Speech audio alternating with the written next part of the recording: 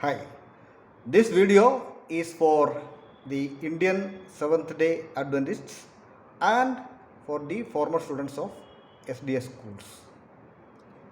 Globally, in 2000, this year 2025, 25 lakhs of students have been admitted in various schools and universities of Adventist Church. All over the world, Adventist Church has been honored for its uh, educational quality and also the values it impart to the students. But when it comes to India, the enrollment has come down. So many children are taking TC from our institutions and disappearing. Some institutions have been declared sick units. They are sick. If there is a sickness, definitely there is a treatment for that. What are some of the treatments we can take at this uh, critical level is a matter to be considered and discussed. One suggestion I can give: we have Adventists working in different parts of the world. Some are financially affluent. Those people who are affluent jointly, 6 or 7 or 10 people together, adopt one sick unit, one school, and upgrade the infrastructure, do all necessary developments, and run the institution well. Children will flock to our institutions.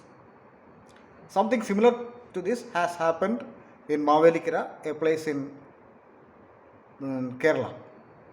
One elderly church member named Titus has adopted one school which was not doing well. He has done necessary developments there. Now he is running the institutions. He runs the institution in such a way how Adventists run the institution. Our vision and mission and principles have not been sacrificed. I request the mission leadership to discuss with Adventists who are willing to adopt our sick units and run it well. Please do not close down the institutions in our villages and small towns. We need Adventist presence there. Another thing which we can do at this 11th hour is fast and pray.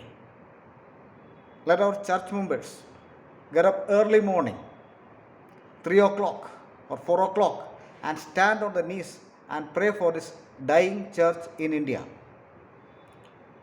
We need God-fearing leaders.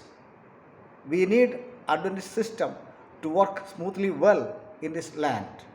So many people are perishing without the truth, without knowing the truth.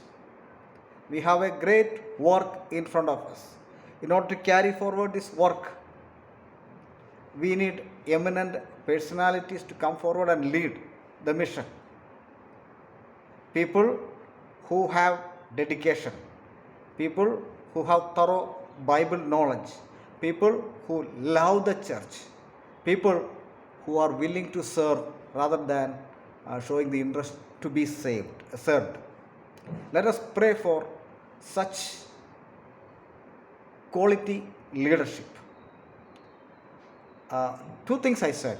One, adoption of our institutions by affluent personalities, Adventist personalities. Second one, a prayer, or we can say a crusade program all over India to revive the mission, and especially prayer for good leaders.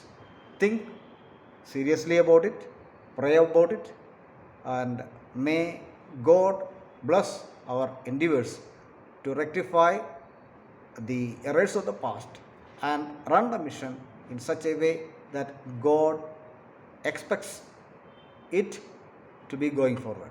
May God bless you.